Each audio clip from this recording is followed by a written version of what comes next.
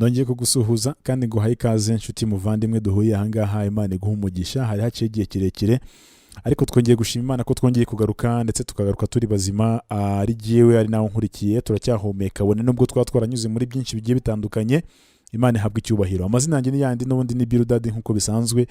Dusanzwe duhurira hano kugira ngo tuganire ku byanditswe byera kandi tunarebera hamwe urugendo n'imyiteguro umukristo akwiriye gukora mu gihe arimo arerekeza mu ijuru. Hanyuma uyu munsi hari ikintu ngira ngo tuganireho rero. Hari ibintu byinshi turimo turabona kuri iyi si ariko tutazi ngo birimo birava he birajya hehe. Bamwe turi kubirebesha amaso yacu, abandi turabyumva gutyo nkuko bisanzwe, ariko hari imvano, hari icyo biba bishatse gusobanura, ntago bipfa kwizana gutya gusa. Niyo mpamvu kuri iyi nshuro ntago ndibuze kuvuga byose kubera ko ni birebire. Tugiye kuganira ku cyo twise ngo ni world agenda cyangwa se agenda. Ni agenda y'isi yihaye kugira muri 2030. Twabanje kumva icyitwa vision 2020 cyangwa se vision 2020 kiratambuka. Ibyo cyatuzaniye twarabibonye uhereye muri covid ya 2019 kugera muri 2020. Ibyo twarabibonye.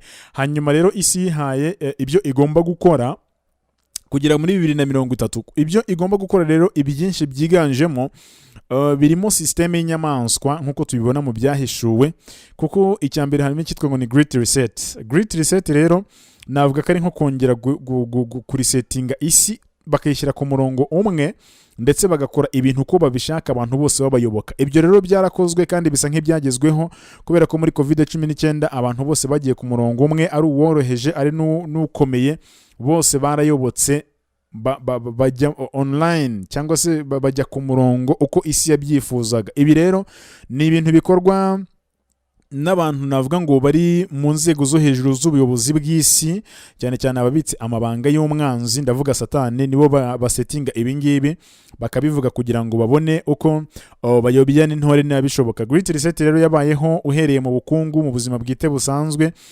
n'imitekerereze y'abantu byarahindutse kubera ko muri covid-19 niho twabonye batuzaniye ibyerekeranye no kwishyura dukoresheje amatelefone, cyane cyane nibwo byatrendinze. Ibyo twarabibonye, birari nabyo bikubiye mu cyitwa great reset. Buriya mutagira ngo ni ibintu byapfuye kuza gusa, byari byarapanzwe ko covid-19 niramukije bazahita binjiza mu mitwe y'abantu kwishyura badakoresheje amafaranga afatika, kubera ko bari bazi ko bishobora gukwirakwiza icyorezo. Bityo abantu tuza kwisanga turimo turakurikiza ibyo bo ubwabo bateguye. Ibi rero ntago ari ibintu byapfuye kuza gusa ngo bibeho gutyo gusa nyine ngo tuvuge ngo ni inama ngo batugiriye, no, ahubwo nyine ni gutyo byaje. Hanyuma ako ni agace ka mbere k'icyo bagombaga kugeraho kugera muri 2030. Byumvikana ko great reset yamaze kugerwaho.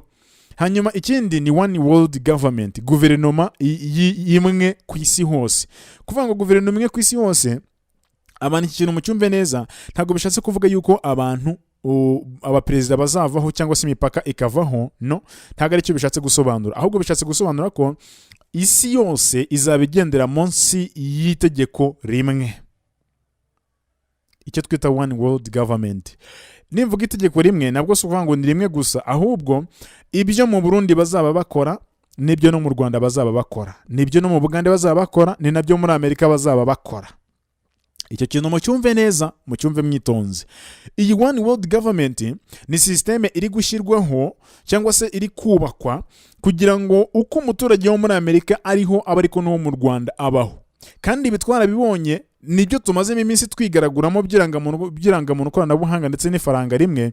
Ibi twamaze kubikandagizaho, navuga ngo twamaze kubikandagizaho intekerezo zacu, ndetse twamaze no kubibona kubera ko urumva mu Bwongereza, dufashe nk'urugero, mu Bwongereza barimo barazana digital ID, irangamuntu koranabuhanga. Mu Rwanda naho byaje, United States naho byaje. Urumva uko umuturage wo muri Amerika agiye kubaho niko natwe tugiye kubaho, byumvikane neza. Bivuze iki rero? Bishatse kuvuga ko byanze bikunze one world government irimo iragerwaho. Impamvu ni iyihe? Barimo barashaka gushyiraho ifaranga rimwe, ku buryo Ibyo nzajya mva mu Rwanda nagera muri Amerika nkasanga n'ubundi still ndagura nk'uko bisanzwe electronic money. Iyo ni one world government. Ni gahunda yo kuyobora isi, ni gahunda yo kuyobora isi mu buryo nyine bw'uko ari umuntu umwe cyangwa se ari imitekerereze imwe igomba kubigenga. Icyo ngicyo twarakibonye kandi cyaranaje, ntago tubishidikanyaho. Hanyuma hanyuma y'ibyo hakurikiraho icyitwa fourth industrial revolution. nicyo ntabwo nshaka kuza kugitindaho cyane, ahubwo hari ikindi ngira ngo tuze kuganiraho, navuga ngo ni ingenzi cyane. Icyo bita ngo ni technocratic corporatocracy. iri jambo kurivuga byananiye muramborera. ni technocratic corporatocracy, ni uburyo bwo kuyobora abaturage ariko binyuze muri technology.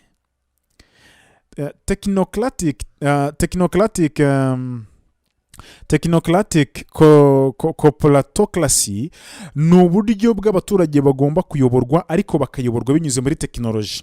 Aribyo turi kubona bigendanye na one world government, ikomoka ku cyitwa one world order cyangwa se new world order. Bivuze ngo abaturage tugiye kwisanga twese turimo turakoresha technology. Ngira ngo mwabyumvishe mu Rwanda ko mu karere ka Gatsibo hashyizweho icyumba cyatwaye hafi miliyoni 80 cyo kugira ngo abantu bajye bihugurira ikoranabuhanga. Muri Kayonza naho biraje vuba, n'ahandi birimo biragenda bisakara, kandi dufite n'abantu mu midugudu iwacu bitwa mu tugari wacu babita ngo ni babyikorere, ngo bashinzwe kwigisha abaturage ikoranabuhanga. Iki kintu mucyumve neza. Iyi rero hari igihe twumva ibintu nyine ntitumenye ngo birimo birerekeza he. Nuvuga ngo iyi gahunda yo kuvuga ngo ni haze ngo byikorere, ngo ajye nyura mu baturage, ngo bari mu masibo, ngo ajye kubigisha ibyerekeranye n'ikoranabuhanga, abigishe computer ku buntu, abigishe telefone ku buntu. Ni system yo kugira ngo buri muturage wese w'isi aba afite uburyo ashobora ku accessing ikoranabuhanga ku buryo kumuyobora bizaba byoroshye. Ntago mwari mubizi kandi ubu ngubu nuko nkuko byifashe, barimo barashaka ukuntu nyine baduhuriza hamwe ku buryo umera nk'umuntu uri mu ruzitiro nta hantu na hamwe ushobora gukwepera. Niyo gahunda ihari. Technocratic corporatocracy rero navuga ngo ni uburyo buje bufite ikindi kintu cyo bugendereye kinini cyane, kubera ko ntago byoroshye. It is not easy. Niba naho nkurikiye wumve ngo niba bashyizeho one world government, ibihugu byose n'ubusanzwe byari biriho byakira ibihugu byose n'ubusanzwe byari biriho byakira amabwiriza avuye i Roma, akaba ariyo bigenderaho. But at this time turimo turabibona noneho byakira birimo bishyira mu bikorwa ya mabwiriza. Bivuze iki rero? Biroroshye niba baba bamaze kudushyira muri one world government, tukaba twamaze kwisanga muri technocratic corporatocracy, cyangwa se kuba mu isi y'ikoranabuhanga iriyo bw'ubuzima tumayemo, bizaba byoroshye. Muti gute rero? Guhaha bizaba ari mu ikoranabuhanga, kugura bizaba ari mu ikoranabuhanga, kugurisha ni ikoranabuhanga, guhinga ni ikoranabuhanga, kugenda ni ikoranabuhanga. Ikintu cyose urashaka kukigira ikoranabuhanga, kandi namwe murimo murabibona. Nuvuga ngo ikintu cyose turimo turashaka gukora barimo baracitirira ikoranabuhanga. Uko byagenda kose biri kuza mu ikoranabuhanga.